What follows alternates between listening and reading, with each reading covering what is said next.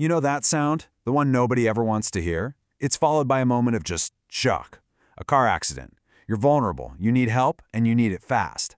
But the system that's supposed to kick in and help you, well, it's way more complicated and has a whole lot more at stake than you'd ever imagine. So let's break down what's really going on after the crash. So try to picture this. You're on the side of the road. You're shaken up. Your car is a mess.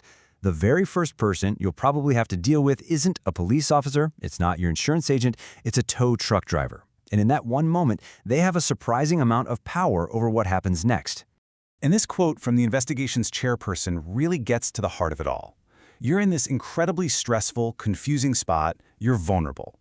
And the kind of service you're about to get, well, that all depends on which side of an invisible line your car just happened to land on.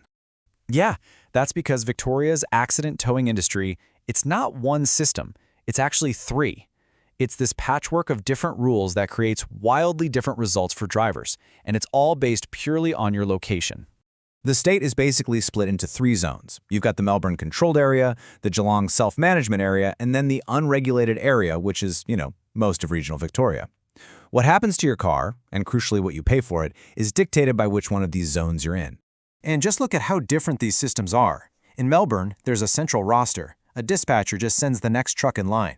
But out in regional areas, it's open season, basically. But the biggest difference, the one that really matters, the fees.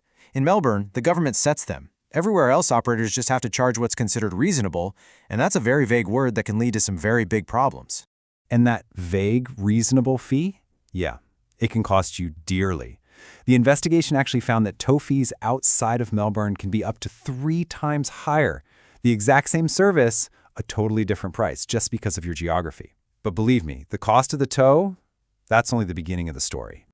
You see, the real money in this whole industry, it often isn't in the tow itself. It's in what happens after your car is hooked up. There are these powerful financial incentives at play, and they're influencing where your car ends up and ultimately how much the repairs are going to cost you or your insurer. The investigation uncovered that a lot of towing companies have direct financial ties to smash repair shops. They might own them, or maybe they just get a commission. Right away, that creates a huge conflict of interest. All of a sudden, their goal isn't just to tow your car, it's to lock down a very profitable repair job. There's actually a word for this. It's called touting.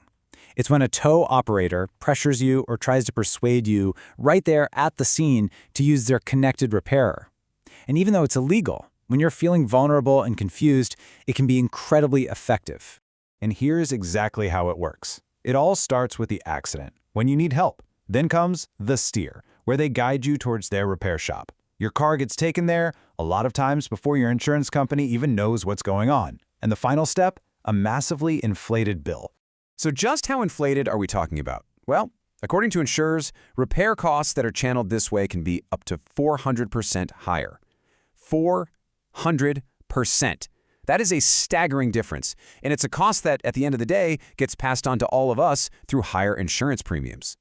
Okay, so, faced with this pretty broken system, the Commission didn't just point out all the problems, it came up with a clear blueprint for how to fix it. These are some key recommendations that are designed to make the whole system fairer and way more transparent for everyone involved. All right, the first big recommendation is so simple, but it's really powerful. Allocate the job based on proximity. The closest available truck gets the job. Simple as that. This one change could cut travel distances in half, which means you get help faster, the accident scene gets cleared quicker, and costs are lower for everyone. And to tackle that price gouging problem in regional areas, the Commission recommended a fee notification system. Basically, tow operators would have to publicly register their fees with a regulator. Then, they couldn't charge a single cent more than their published rate. The result? No more horrible surprises when you get the bill. Now this is a huge one for putting power back in the driver's hands. The recommendation is to limit where your car can be towed right after the accident. The options would be simple: your home, a location your insurer has approved, or the tow company's depot just for storage. This one change completely breaks that high-pressure pipeline that goes straight to an affiliated repair shop. So these are some pretty big systemic changes we're talking about. But what would they actually mean for you in that moment of crisis?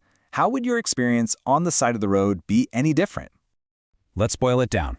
For you, these reforms mean faster help when you desperately need it. They mean fairer, transparent pricing no matter where in the state you are. They mean you get more control and face way less pressure to make a snap decision. And for everyone else on the road, it means safer conditions, because accidents get cleared more quickly. At the end of the day, this whole thing really boils down to one fundamental question. When you're standing on the side of the road, vulnerable and confused, who should the system be designed to protect? These reforms are all about shifting the power away from those with a hidden financial motive and putting it back where it belongs, with you, the driver.